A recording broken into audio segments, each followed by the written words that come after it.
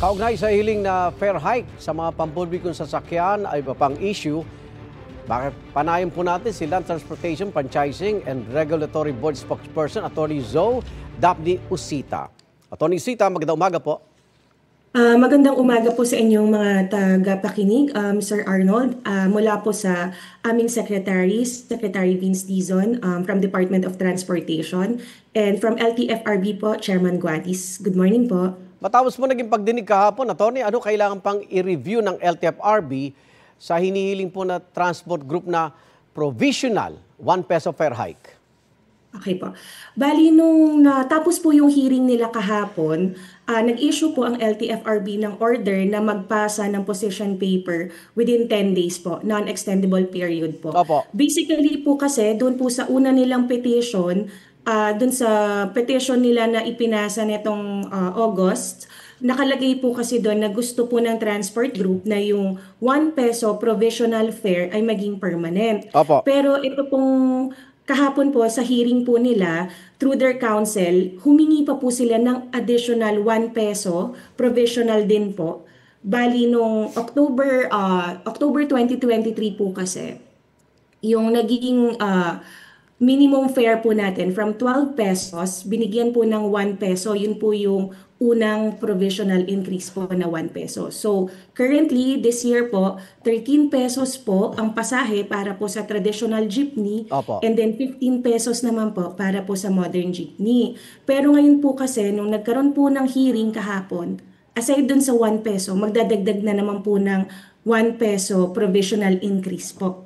Kaya po, pinag-submit po sila ng position paper para i-justify nila ano pa po ba yung, bakit humihingi po sila ng additional na piso po. Opo. And then sir, dun po kasi sa final nilang itong petition itong nakaraang August, ang original na gusto po kasi ng transport group, aside from the provisional increase na maging permanent, humihingi din po sila ng dagdag na 5 piso. Kaya po yung, kapag i-compute po siya, 12 pesos po noong 2023, and then 12 plus 5, magiging 17 pesos. Yun po yung hinihingi ng transport group para po sa mga traditional jeepneys. And then plus 20% naman po pag modern jeepney, so around 20 pesos po yung magiging total na pamasahe po. Yun po yung hinihingi po nila sa kanilang petition. Pero mapagbibigyan ba ito kung meron namang umiiral na fuel subsidy, Atty.? Opo. Nilagay din po nila, sir, yung fuel subsidy na argument. Ang sinasabi po kasi nitong transport group na nag-file, si ACTO, PASDA, Mazda, na yung kahit na merong fuel subsidy na binibigay yung gobyerno, hindi pa rin po angkop or parang kulang pa din daw po para sa mga gastusin po nila. Kasi po kailangan din daw pong i-consider yung maintenance cost, operational cost, and base po doon sa kanilang justification po sa petition, sir, sinabi din po nila na yung mga drivers po natin, hindi din daw po nami-meet even yung minimum wage sa, kumbaga kung ano po yung current na minimum wage ngayon, nasa mga, ang take home lang nila is nasa around 350 as compared po sa mga ibang may minimum wage na nasa 600 plus na po. Opo.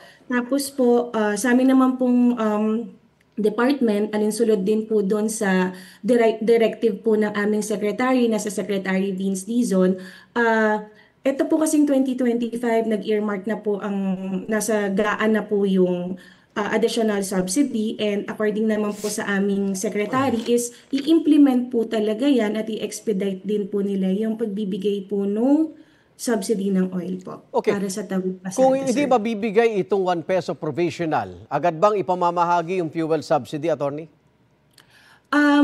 Yun din po, basta wala, sana lang po sir, syempre po may pondo po tayong pinag-uusapan dito. Kung marirelease naman po agad ang pondo, and then based dun sa susundin po nilang rules na ilalabas po, as long as entitled po yung driver, ibibigay naman po agad ng department po yan. Maraming salamat, LTFRB spokesperson Atty. Zoe Daphne Usita. Ingat po. Maraming salamat po. Okay po, good morning. Igan, mauna ka sa mga balita, mag-subscribe na sa GMA Integrated News sa YouTube para sa iba't ibang ulat sa ating bansa.